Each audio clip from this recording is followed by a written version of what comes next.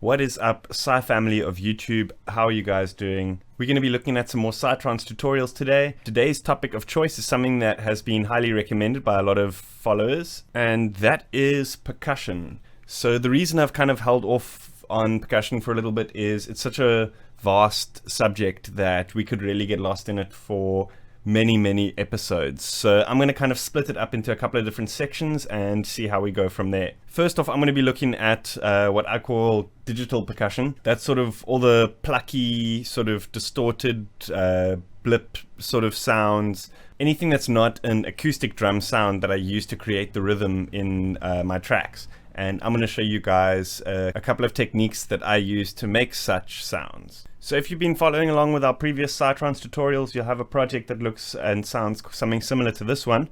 What I'm going to do is I'm going to go ahead and mute a bunch of the synth channels just to sort of clean things up a little bit while we work on our percussion and get a nice sound going. And what I'm going to do is I'm just going to pop all of these synths into a folder. Let's just call that synths, just to sort of clean up the workspace a little bit. First thing I want to show you guys is a technique that I use again in Serum to create percussive drum type sounds. And the idea behind it is you use a very quick envelope on the pitch of the sound, or here on this oscillator it would be the CRS, and you want it to modulate all the way up to the top, and you want the sustain of the envelope to go all the way down, and then let's turn the decay down a lot. Let's just see how this sounds. So it's already sounding similar to a sort of percussive type sound, but what I want to do here is I want to turn the sustain on envelope 1 as well, which is usually defaulted to the amplitude of the sound. So what we'll hear now is it doesn't sort of roll off, it has a distinct cutoff time.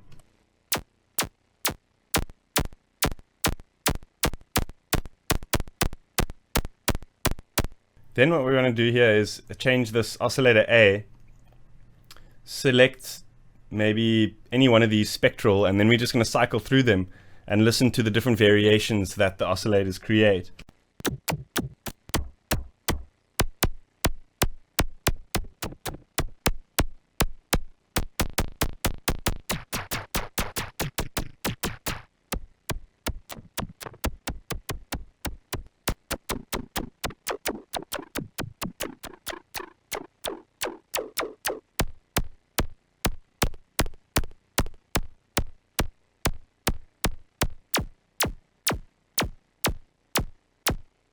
Cool, some very interesting stuff in there, but we're going to settle with the Squelchy 3, which is inside the spectral folder. I think that sounds the nicest for the type of sound that we're going for. Then what we want to do is we want to enable the noise oscillator, and let's cycle through some of these miscellaneous attacks. And we want to set this to re-trigger over here.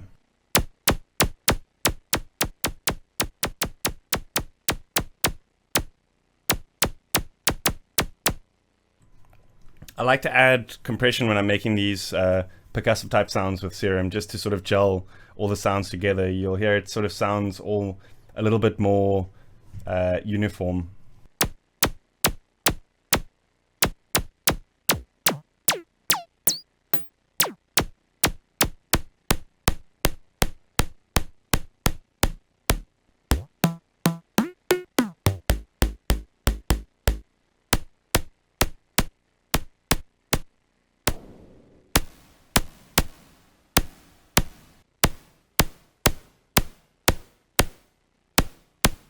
So the idea now is to make samples of these sounds that I'm creating. And there's several ways to do that. You could either write the MIDI in, then export it out, and all sorts like that.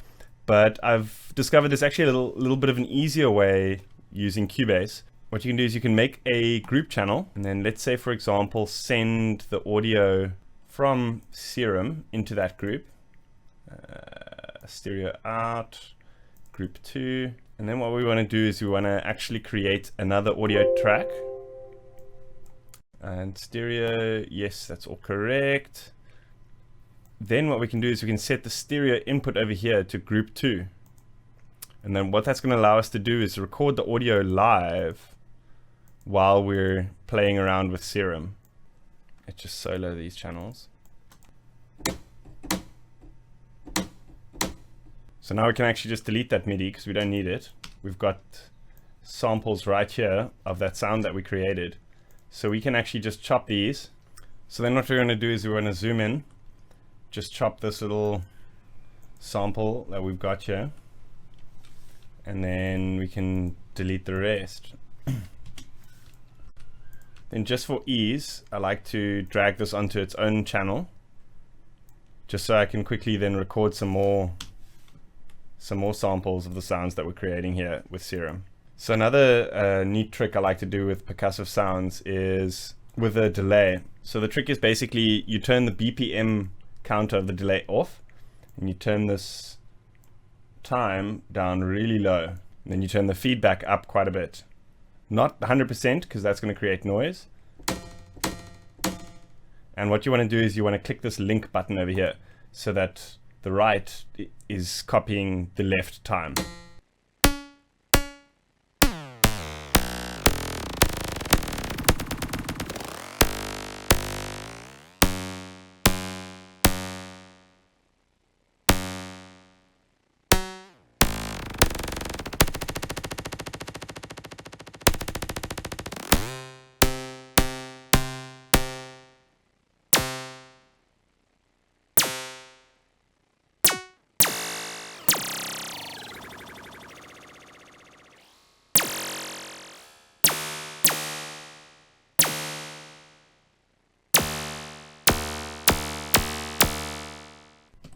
Cool, so I'm just gonna play around a bit with those settings while I record some samples in.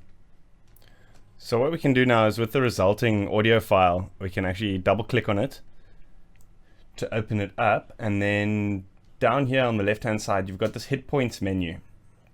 And what this allows you to do is slice up the audio track that you created into each of the hits.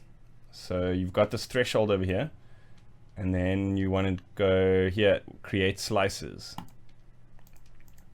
And then it creates it all inside this event, and what you can do then is right click, audio, dissolve part, and then you've got each one as its own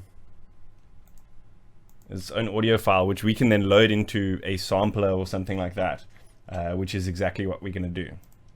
So I'm just going to drag each of these into the sampler one by one. Cool, that should be enough for now. Let's just hear how this sounds.